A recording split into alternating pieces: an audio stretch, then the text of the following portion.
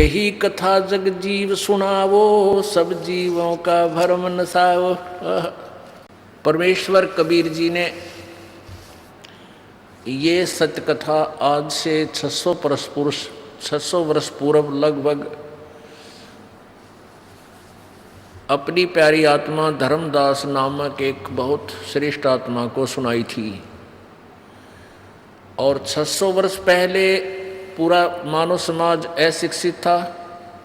केवल एक ब्राह्मण वर्ग, विशेषकर हिंदुओं में एक ब्राह्मण वर्ग ही संस्कृत भाषा के पढ़ने का अधिकारी था। अन्य को संस्कृत, किसी अन्य जाति वाले को संस्कृत पढ़ना अलाउड नहीं था। और यह बिजली इसलिए गिरी रही, सज्ञान का हमारे ऊपर इतना साया छाया रहा कि हम सदग्रंथों को देख नहीं सकते थे, ना पढ़ सकते थे, हमें कोई आज्ञा नहीं थी। एक कड़ौली गांव है यहाँ हरियाणा में, कड़ौली खरखोदे के पास। वहाँ का एक जाट का लड़का, कड़ौली गांव का एक किसान का पुत्र होनहार था। उसने सोचा भी, कहते हैं वेद और सदग्रंथ शास्त्र गीता जी, इनके अंदर बड़ा गूढ़ रहस्य लिखा हुआ है और मैं उस गूढ़ रहस्य को जानूं और फिर सबको निस्वार्थ भाव से बताऊं। ये ब्राह्मण लोग तो अपने रोजी रोटी के लिए ही क्रियाएं करते रहते हैं। तो उसके सामने समस्या आई कि भाई संस्कृत भाषा का जानना अति आवश्यक है और संस्कृत भाषा को मैं पढ़ नहीं सकता क्योंकि अलाउड नहीं। तो उसने क्या सोचा, भी कोई बात नहीं, एक अच्छे काम के लिए थोड़ा सा सहारा और ले लेते हैं झूठ का। उसने अपने गांव में उस समय नंबरदार वगैरह होते थे, वो अशिक्षित ही होते थे। जो मुखिया होते थे वो अशिक्षित होते थे। और वो बच्चा पढ़ रहा था, वो 5-4 कक्षा पढ़ चुका था। तो उसमें क्या होता था कि काशी विद्यापीठ में ही संस्कृत पढ़ाई जाती थी, केवल ब्राह्मण जाति वालों को ही पढ़ाई जाती थी। और वो गांव से, सरपंच से, मुखिया से वो प्रमाण पत्र लेकर जाते थे कि ये इस गांव का वासी है, ब्राह्मण जाति से संबंध रखता है। तो उस निश्चल दास ने अपने गांव के मुखिया से आप पे एक लिख के सारी कथा, भाई मैं ये निश्चल दास पुत्र फलाना गांव ये और ये इस ब्राह्मण जाति से संबंध रखता, ऐसा सर्टिफिकेट बनवा लिया और उसका अंगूठा टिकवा लिया मुखिया का। और जाके वहाँ शिक्षा में प्रवेश पा लिया काशी विद्यापीठ में। और होनहार बालक था, सभी से 1 नंबर पर आवा था प्रत्येक कक्षा में। जब उसकी शिक्षा पूरी हो ली तो निश्चल दास ने वहाँ से आना था। तो वहाँ का जो प्राचार्य था, प्रिंसिपल जो था उस काशी विद्यापीठ का, उसके लड़की शादी योग्य होगी थी।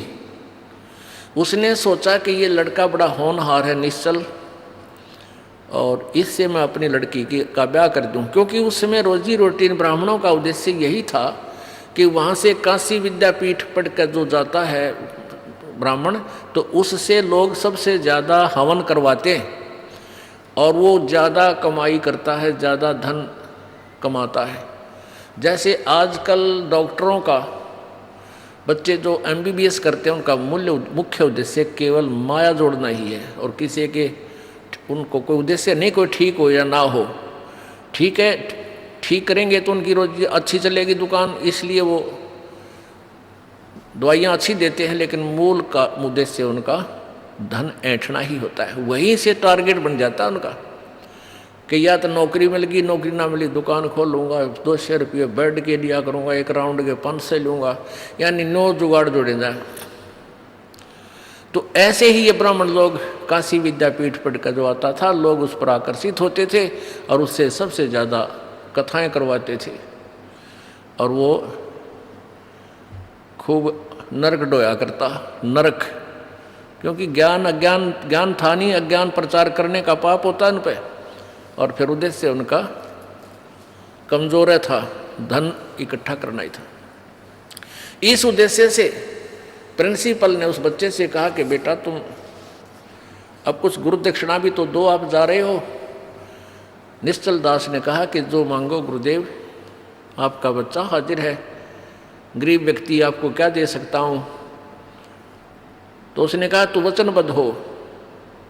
जी जो आप कहोगे वही हो गया, मैं वचनबद्ध हो गया कि भाई मैं अपनी लड़की का ब्याह तेरे से करना चाहता हूँ।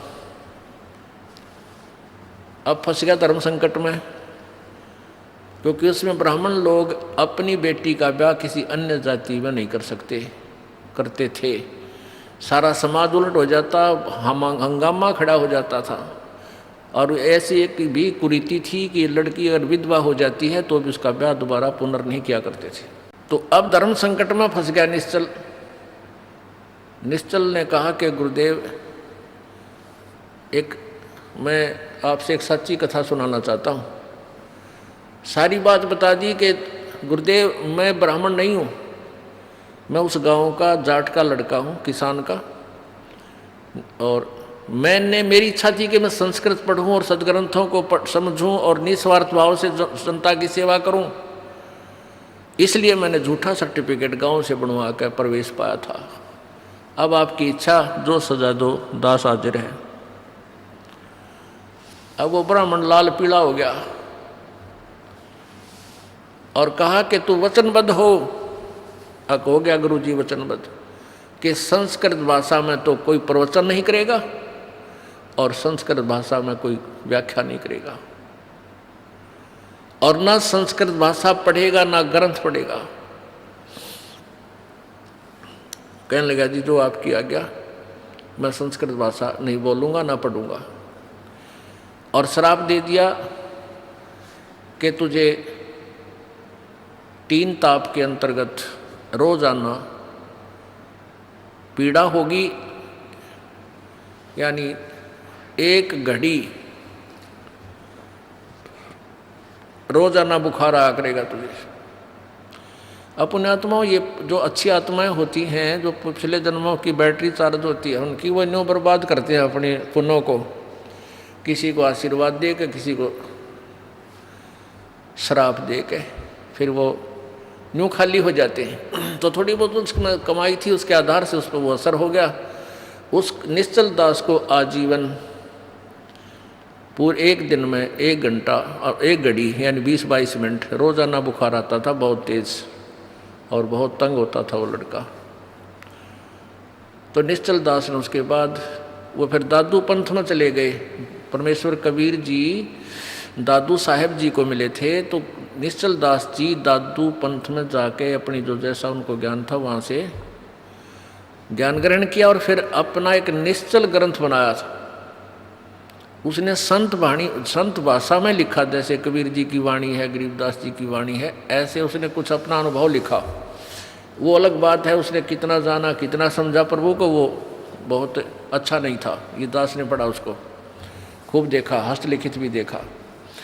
फिर भी अपना उद्देश्य ये कहने का ये है दास को कि ये बिजली न्यों गिरी रही कि पहले एक भाषा, संस्कृत भाषा को पढ़ने का केवल ब्राह्मण वर्ग को अधिकार था, और इस ब्राह्मण वर्ग को क ख का भी नहीं पता था। इन सदग्रंथों में लिखा कि सिर्फ संस्कृत घोट दिया करते, व्याकरण को आधार मान लेते, एक दूसरे से शास्त्रार्थ करते रहते, आपस में जो नगट मिट करी जनता ने स्वीकार कर ली।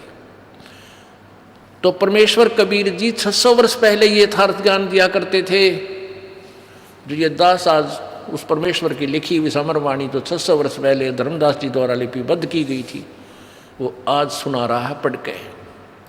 धर्मदास ये जग बोराना, कोई न जाने पद निर्वाण, यही कारण मैं कथा पसारा, जग से कहिए वो राम नियारा। परमात्मा कहते हैं कि प्यारी आत्मा धर्मदास जी, ये पूरा विश्व विचलित है, किसी के पास भी पूर्ण मोक्ष मार्ग नहीं है, कंप्लीट ज्ञान नहीं है, कंप्लीट नॉलेज नहीं है, अध्यात्म ज्ञान, और सब भ्रमित हैं। इसलिए मैंने तेरे को ये सृष्टि रचना सुनाई, और इस सृष्टि रचना को तू सबको सुना, और सबका भ्रम मिटा, सबको संशय रहित कर, और इसी से होंगे। यही ज्ञान जग जीव सुनावो, सब जीवों का भ्रम नसाओ। अब मैं तुमसे कहूँ चिताई, इस त्रिदेवन की उत्पत्ति वाई। परमेश्वर कबीर जी और धर्मदास जी का जो वार्ता हुई थी, उसमें धर्मदास जी पहले पवित्र हिंदू धर्म में जन्म होने के कारण ब्रह्मा विष्णु महेश को सुप्रीम पावर मानना था। अजरो अमर कहा करता था कि इनके कोई माता पिता नहीं, ये अजरो अमर हैं, सर्वेश्वर हैं, महेश्वर हैं, मृत्युंजय कालंजय, और ये सर्वेश्वर, इनकी कोई माता पिता नहीं। परमेश्वर ने फिर उनको वो ज्ञान दिखाया और फिर वो स्थान दिखाया, अपनी शक्ति से सतलोक लेकर गए। ब्रह्मा विष्णु महेश की सती थी पूरे ब्रह्मांडों में दिखाई, कहाँ कहाँ ये कितनी पावर रखते हैं। तब धर्मदास के समझ में आई। होए होए। तो अब परमात्मा कहते हैं कि इस तेरे तीनों भगवाना का जन्म बताता हूँ, क्यों हुआ, कैसे हुआ ब्रह्मा विष्णु महेश का। अब मैं तुमसे कहूँ चिताई, त्रिदेवन की उत्पत्ति भाई। कुछ संक्षेप कहूँ गहुराई, सब संशय तुमरे मिट जाई। कुछ संक्षेप में बताऊंगा, संक्षिप्त में, और इससे मैं बुद्धिमान व्यक्ति के सारे संशय नष्ट हो जाएंगे, कोई डाउट नहीं रहेगा। भाई भरम गए जग वेद पुराना, आदि राम का भेद न जाण्या। राम राम सब जगत बखाने, आदि राम कोई बिरलो जाने। आदि राम, आदि पुरुष, सबसे पहला प्रभु, प्रिभु, स्वयंभू।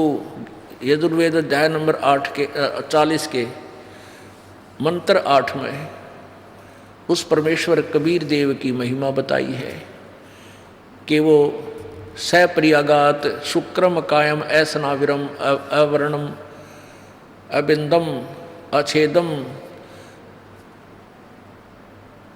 स्वयंभू परिभू व्यवधाता यथा तथ्य अर्थान, यानी वो परमात्मा पूर्ण ब्रह्म कबीर देव, कबीर मनीषी, वो कबीर महाविद्वान है, वो कबीर देव। उसकी काया माता पिता के योग से बने हुए शुक्र से नहीं है। शुक्रम अकायम ऐसनाविरम, उसका शरीर नाड़ी से बना हुआ नहीं है, वो स्वयंभू है और परिभू है, सबसे पहला, यानी आदि पुरुष वही है। परिभू माने आदि पुरुष, सबसे पहला प्रभु, पूर्ण प्रभु। तो क्या बताते हैं, आदि राम कोई बिरला जाने। और भरम गए जग वेद पुराणा, वेद और पुराणों को पढ़कर ये सब भ्रमित है, क्योंकि पवित्र चारों वेदों में जो ज्ञान है वो ब्रह्म के सतर का है, यानी भक्ति विधि तो ब्रह्म के सतर की है, इस ज्योति निरंजन तक की, और उसमें डिटेल वैसे पूर्ण परमात्मा की बहुत दे रखी है। लेकिन अंत में वेदों में ये स्पष्ट कर दिया गया है कि उस पूर्ण परमात्मा की यथार्थ स्थिति को हम नहीं जानते। उसके लिए किसी तत्वदर्शी संत की खोज करो। यजुर्वेद अध्याय नंबर 40 के मंत्र नंबर 10 से लेकर 13 तक पूरा विवरण दिया है उन तत्वदर्शी संतों का। पवित्र श्रीमद् भगवत गीता जी अध्याय नंबर 4 के श्लोक नंबर 34 में यही विवरण है।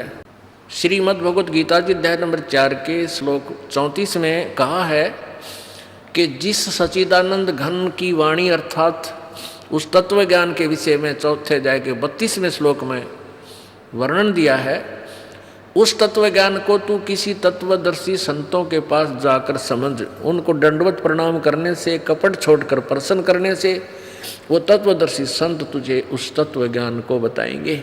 इससे सिद्ध है कि गीता ज्ञान दाता जो ज्ञान दे रहा है गीता जी में वो कंप्लीट नहीं है, और वो यथार्थ ज्ञान तत्व ज्ञान उससे भिन्न है, उसको तत्वदर्शी संत ही बताएंगे। वो तत्वदर्शी संत होगा कैसा? गीता जी अध्याय नंबर 15 के श्लोक नंबर 1 में उसकी पहचान बताई है कि जो संत इस संसार रूपी उल्टे लटके हुए वृक्ष की सभी विभागों को बता देगा, वो तत्वदर्शी संत होगा, वह वेद के तात्पर्य को जानने वाला है। जो उल्टे लटके हुए संसार रूपी वृक्ष को, जिसकी ऊपर न जड़ और नीचे को शाखा है, इनको सब डिटेल से बताएगा, विस्तार से नारा नारा भिन्न भिन्न ज्ञान कराएगा। स वेदवित, वो वेद के तात्पर्य को जानने वाला, अर्थात वो तत्वदर्शी संत है। तो ये भूमिका परमेश्वर कबीर जी ने 600 वर्ष पहले की थी। और क्या बताया था? अक्षर पुरुष एक पेड़ है, निरंजनवा की डार, और तीनों देवा शाखा है, ये पात्र रूप संसार। एक शब्द में, एक ही दोहे में परमात्मा ने ये सृष्टि रचना अर्थात संसार की सतिथि बता दी।